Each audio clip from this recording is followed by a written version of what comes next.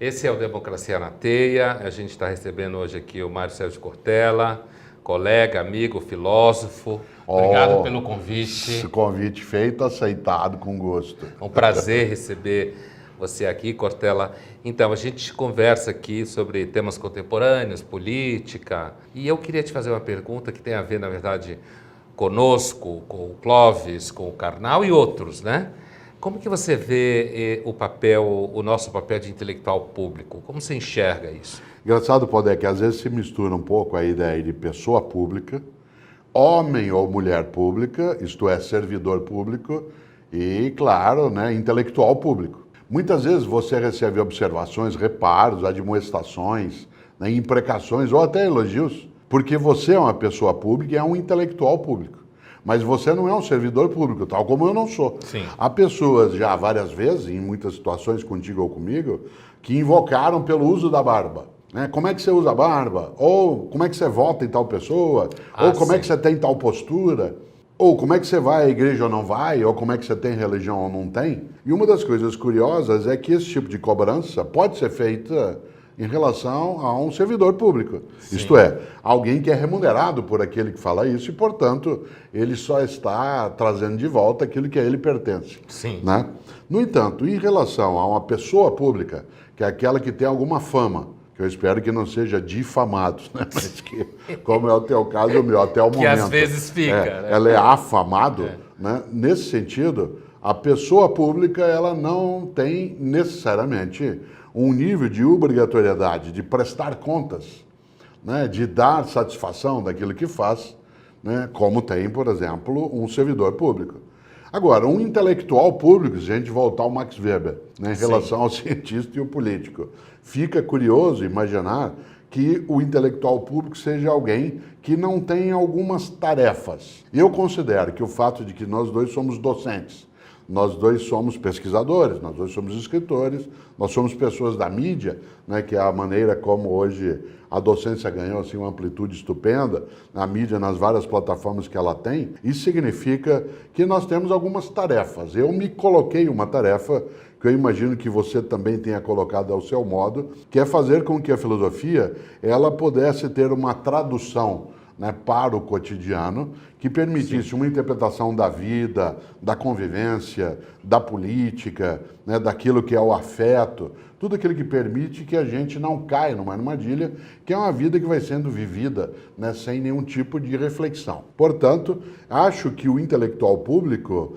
é aquela pessoa, homem ou mulher, que precisa, acima de qualquer coisa, colocar-se à tarefa não de servidor, no sentido funcional, sim, mas de alguém que coloca o seu conhecimento, a sua capacidade, com uma maneira mais ampliada. Eu tenho medo nisso, que é o do iluminismo ou da perspectiva iluminista.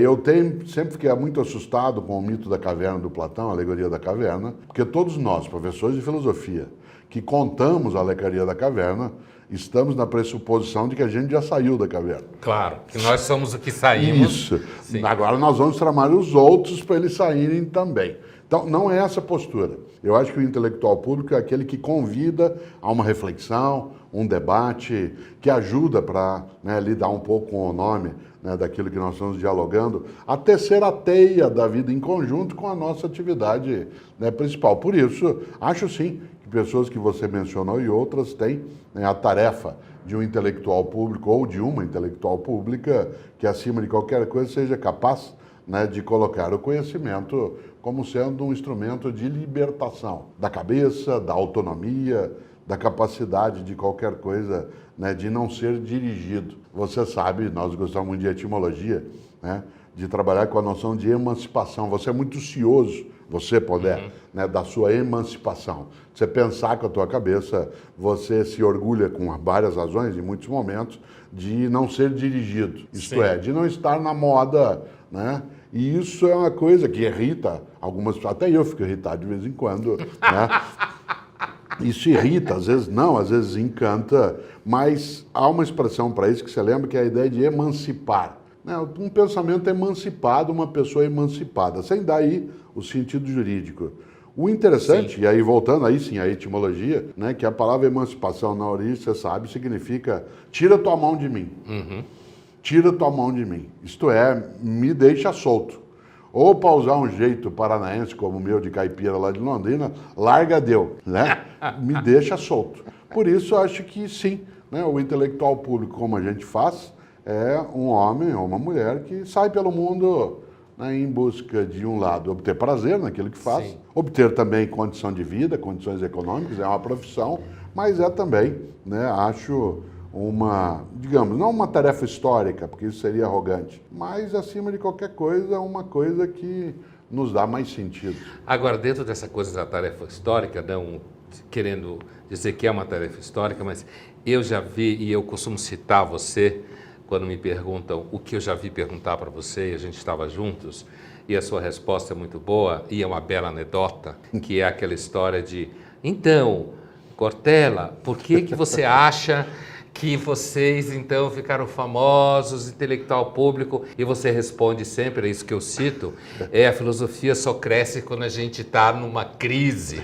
E aí eu faço uma versão, assim, na merda, né? Então, assim, mas sabendo que você já dá essa resposta, mas assim, para além dessa resposta, por que que você acha que aqui, especificamente no caso do Brasil, de repente, nos últimos, sei lá, 5, 10 anos, surgiram figuras como nós e outros colegas que tiveram espaço para fazer o trabalho que a gente faz? Bom, você lembra que o Sartre disse que ele foi planger a mão na merda. Né? Sim, com certeza. Até o cotovelo. Tem que pôr a mão na merda. Isso, até o cotovelo. Portanto, não está fora da nossa tarefa, ao menos dentro do existencialismo. E dizer que a gente está na merda, por isso põe a mão na merda. Agora, quando eu brinco, e você e eu já falamos disso, fala assim, mas por que você acha que esses filósofos como vocês, mesmo que não sei quem não é da área de filosofia estrito sensu, né, mas que está na atividade aí de intelectual público, de onde vem essa fama? Que eu brinco, isso é sinal de decadência da nação. Isso que você fala. É porque dificilmente alguém procura, né, a filosofia como um recurso primeiro, né, quando você tem a orientação de um projeto ou de um processo. E eu acho que a turbulência ela é tamanha na nossa convivência, né, nos últimos 10 anos dentro do Brasil, a indefinição, a dificuldade de ter marcas, né, de compreensão sobre o que é decência e o que não é, o que é válido na política e o que não é, quem é que lê Maquiavel ao seu gosto e o interpreta ao seu talante, para usar a expressão antiga, que a filosofia acabou sendo, sim, uma área que ajuda a meditar um pouco sobre as coisas. Mas eu tenho uma segunda interpretação que vai no meio dessa direção e que não tem a ver com o Brasil, né? Porque a filosofia ela não ganhou esse foro apenas no Brasil. Sim. Né? Ela ganhou esse foro no conjunto daquilo que é desde o café na beira do bar, o que tem de café com filosofia. Café filosófico. Café filosófico, café com pamonha, café com conversa, café com diálogo. Isso é maravilhoso. Eu acho que a tecnologia trouxe isso em grande medida. Isto é, um mundo tecnológico exuberante, estupefaciente de alguma maneira, quase entorpecente, mas encantador. E que fez com que, de repente, se imaginasse, ao contrário do que prometera, ou seja, o triunfo da razão, uma tecnologia que nos daria toda a marca, né, da redenção, nós fomos mergulhados com essa tecnologia muito mais em angústias pretéritas do que em fruições futuras. Sim. Né? Muito mais num campo daquilo que na nossa trajetória já foi e ainda é dor, é desespero, é aflição, né? A durabilidade da existência, a finitude, a ideia de que você não atinge o horizonte, e o horizonte é colocado, né, sempre num patamar, que aliás começou a característica mais adiante. E isso coincidiu com algo, eu até lembrava isso no outro dia. Eu nasci em 1954. Às vezes me perguntam como é que eu me tornei eu mesmo. Né? E eu estou lançando agora um curso chamado Filosofia e Nós com Isso, cuja primeira aula é Filosofia e Eu com Isso. Você fez um livro, isso, por sim, Filosofia e Nós com Isso é o nome do livro. Sim. E aí o curso trata disso. E a primeira aula eu vou explicar Filosofia e Eu com Isso. E eu digo que eu me beneficiei muito de algo. Eu nasci em 1954, portanto tenho mais idade que você. Quando eu tinha 5 anos, 59. Quando eu tinha 40 anos, como é o teu caso também, a gente já tinha feito carreira na universidade, feito concurso, doutorado, barará, barará. Isto é, quando já tinha alguma legitimidade em relação ao mundo acadêmico, o mundo digital veio à tona. A internet civil no Brasil é de 1995. Eu tinha 41 anos e, de repente, o mundo digital decola. A mídia começa a se diferenciar nas suas plataformas e começa a chamar pessoas como você e eu para opinarmos sobre política, sobre ética, sobre convivência. E aí que vem. E de repente o mundo ficou menos interessante em várias coisas, mais apressado interessante em outras. e mais apressado em outras. Então, Cortella, voltando ao que a gente estava dizendo, você falava da academia, colegas da PUC, né? Nós participamos de muitas reuniões de departamento juntos da PUC, às terças-feiras à tarde, né? Então, assim, como que você vê a relação da atividade como intelectual público e a universidade?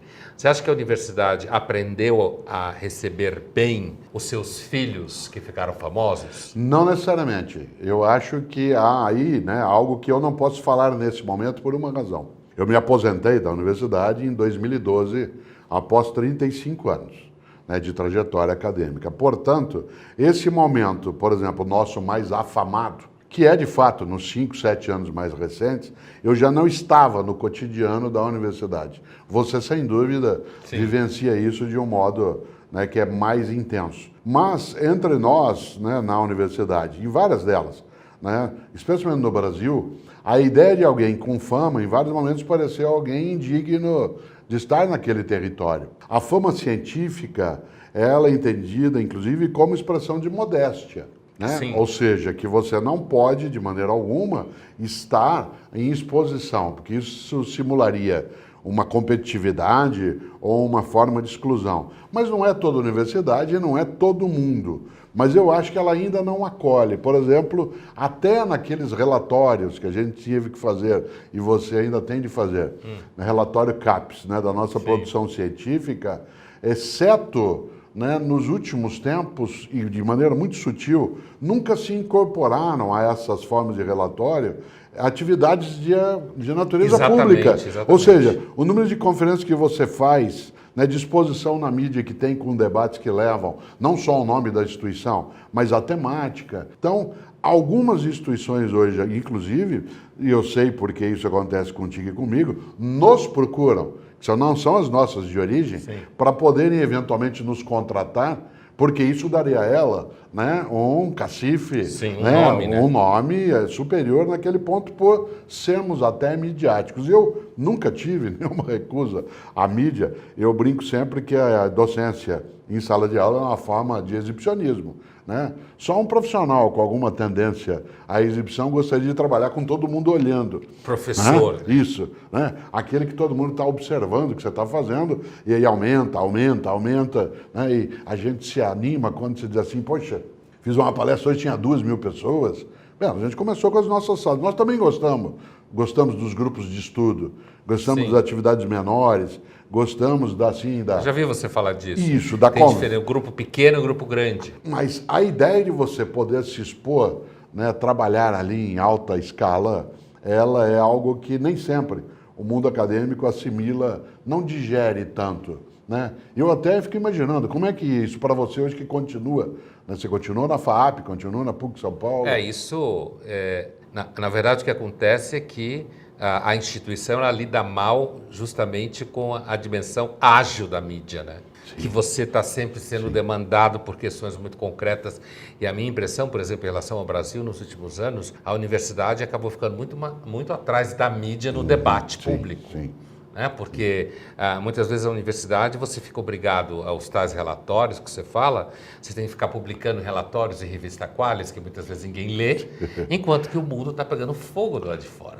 Eu acho que independente de questões que podem ter a ver com pecados e natureza humana, eu acho que essa questão estrutural dificulta a universidade acompanhar o que acontece na mídia. Eu vou falar algo que eu não quero que simule desprezo por nada, ao contrário até.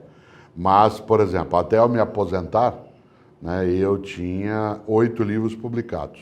Claro que quando me libertei no cotidiano de outras tarefas, como docência, pesquisa, reunião, relatório, provas, hoje eu tenho pelo menos 4 vezes isso, ou até um pouquinho mais. Da onde veio? De uma liberação. Isso tem a ver com a universidade? Claro, porque eu me formei, né, com aquele processo.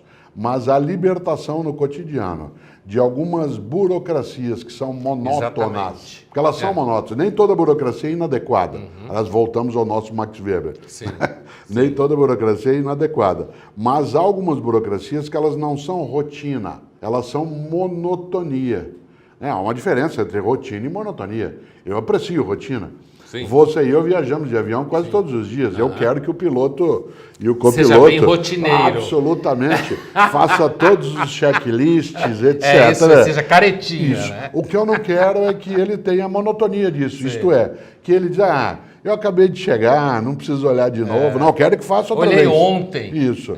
Né? Nessa hora, a universidade, ela pode, né, trazer e traz uma contribuição imensa, né, ao nosso percurso, ao meu percurso especialmente, né, porque nela não estou mais, mas ela amarra, ela tem algumas amarras, e você lembrou muito bem, a agilidade, né, que o mundo da mídia carrega, Porque né, o mundo muito lá maior. de fora chama a gente, né? Ele requisita, né? Você é chamado a dizer o que pensa. Né? A gente passou um tempo na universidade apenas escrevendo o que é que outros pensaram sobre aquilo que a gente estava estudando. Né? A gente lembra que quando você tem alunos de mestrado e doutorado, como eu tive em orientação, às vezes quando eu brincava, eu falava assim, no mestrado é assim, você escreve um grande trabalho dizendo o que é que outros pensam sobre esse assunto que você está estudando. Exatamente. Depois você vai fazer o doutorado, e aí a gente está muito interessado em saber o que é que você pensa sobre o que os outros pensaram sobre aquilo que você está estudando. E há uma hora que você pensa por si mesmo, né, sem se preocupar necessariamente com o que os outros estão pensando, mas não deixando de pensar junto com eles. Porque às vezes sai uma conversa, né? Claro. Que não acaba nunca. Não, e vira um Tanto diálogo. com os vivos quanto com os mortos. E outro dia me perguntaram, o senhor acredita em metempsicose? Eu falei, não, do ponto de vista religioso não, mas no campo da filosofia é isso que faço. Aí eu dialogo com pessoas que já se foram. Né? Não é uma reencarnação de almas no sentido religioso, mas elas reencarnam, né? Especialmente no pensamento filosófico, dentro daquilo que a gente fala, reflete, né? Constrói. Eu sempre digo para você, tenho uma admiração grande pelo teu conhecimento, né, sobre Dostoiévski, né, e Dostoiévski foi, por absurdo que pareça, e por uma ótima coincidência, o primeiro livro de adulto que eu li na minha vida. E ele foi e eu tinha 6 anos de idade. E eu não o li, né, porque eu estava interessado em literatura russa, mas porque, numa circunstância de saúde, não havia TV na minha cidade, depois de ter lido tudo... Londrina. Depois de tudo que a vizinhança já tinha trazido para eu ler fora que tinha na minha casa, um dia trouxeram Irmãos Karamazov e eu tinha 6 anos e eu li. É que você não virou entendi filósofo. Nada. Não entendi nada. Graças a Deus. Isso, né? claro, ainda bem. Sim. Mas, fora essa curiosidade, quando eu volto e fico imaginando que você é alguém que pode traduzir, emocionar, provocar, seduzir pessoas para lerem Dostoiévski, né? Fazer com que parte dos teus cursos tenha um cinema agregado, né? A mídia te chama, a mídia me chama e chama outros, para que a gente possa dizer o que é que você pensa. Vez ou outra isso cansa, porque algumas coisas a gente não pensa mais, né? A gente não tem quase o que dizer sobre algumas coisas, né? Eu, tal como você, respondo coisas, né, nos meus canais. Então, no canal do YouTube, eu tenho ali o Cortella Responde, né? E vem perguntas que, de repente, a vontade de dizer é o que você diz, né? Eu não. Né? Você diz, não pensei sobre isso e não quero saber. E não quero saber. Como eu não sou, né? Eu sou italiano, eu digo, olha, eu não pensei direito ainda sobre isso. Vou pensar. Eu vou pensar, eu vou refletir. Eu sou menos franco, né? Mas acho que, vez ou outra, se demanda, né, de nós, intelectuais, especialmente os públicos, uma capacidade, né, de reflexão sobre todos os assuntos, né, que a gente, de fato, nem carrega. Mas recentemente eu escutei de uma mulher na rua, quer dizer, na rua não, num shopping, uma coisa que eu já ouvi algumas vezes, talvez você já tenha ouvido a mesma coisa, mas eu quero achar o que você pensaria disso, que é aquele tipo de abordagem que a gente passa cotidianamente, né? Fora fotos, não sei o quê. Ela me falou essa semana a seguinte frase: muito obrigado que você está fazendo por nós. O que você acha que a gente está fazendo por eles? Olha, eu acho que a gente está fazendo em várias situações algo que é decisivo na nossa nação, que é nós nos recusarmos ao pensamento monolítico, ao pensamento único, exclusivista, a única maneira de olhar.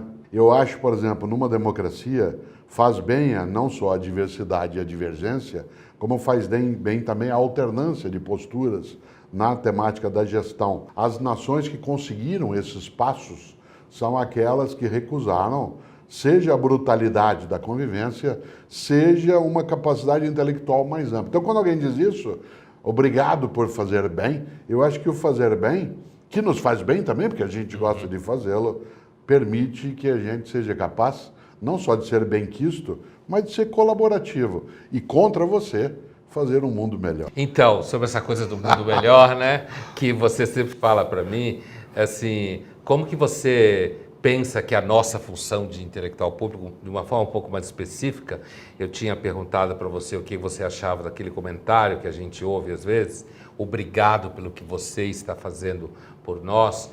No que você acha que a gente, Cortella, a gente consegue somar de fato no nosso trabalho, além do trabalho de docência, Claro. como intelectual público, dizendo.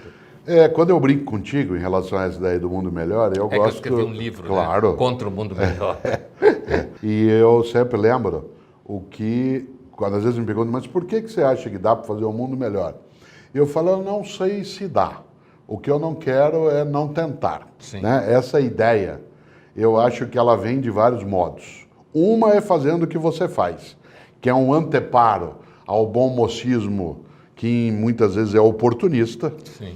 Né? Há um tipo de prática que ela é quase que sempre exibicionista, no mau sentido, não naquele da docência que eu falava, mas que tem, claro, muita gente mergulhada nisso que entende que esta é uma das possibilidades de dar sentido a uma existência que não necessariamente tem um sentido pronto, né, e prévio. Eu acho que o nosso trabalho, né, entendido aí como obra, como poieses mesmo, né, o nosso trabalho como intelectualidade pública é permitir que a gente possa ganhar aquilo que eu chamava de autonomia ou emancipação para construir a nossa possibilidade de mundo. Se ele for o melhor, como eu quero, ou se ele não tiver base de fazê-lo de um modo direto, como às vezes você escreve, brinca ou relata, esse para mim é um dado lateral, né? Isto é, eu não acho que o mérito está em tentar ou não tentar, mas eu acho que acima de qualquer coisa, que a nossa atividade, ela visa diminuir o dano desnecessário. Sim. Isto é, há um dano que é desnecessário. Há um sofrimento que é desnecessário na existência. Você e eu não temos as mesmas opiniões o tempo todo. Nós não temos as mesmas posições políticas, ideológicas, filosóficas. Mas nós procuramos reduzir o dano ao máximo que isso carrega. Isto é, isso não faz com que eu queira que só por isso você sofra e nem eu quero sofrer por isso. Porque esse sofrimento é inútil. Né? Essa ideia de política de redução de danos, para usar um termo mais técnico, boa expressão. Essa política de redução de danos eu quero no afeto, eu quero na atividade de convivência, no mundo acadêmico, no mundo da sexualidade, no mundo da religiosidade. Se a existência, lembrando o óbvio Guimarães, é de fato a vida perigosa, o máximo que eu puder reduzir de danos, isto é, de fazer com que aquilo seja mais afável, mais amigável, mais protetivo do que disruptivo.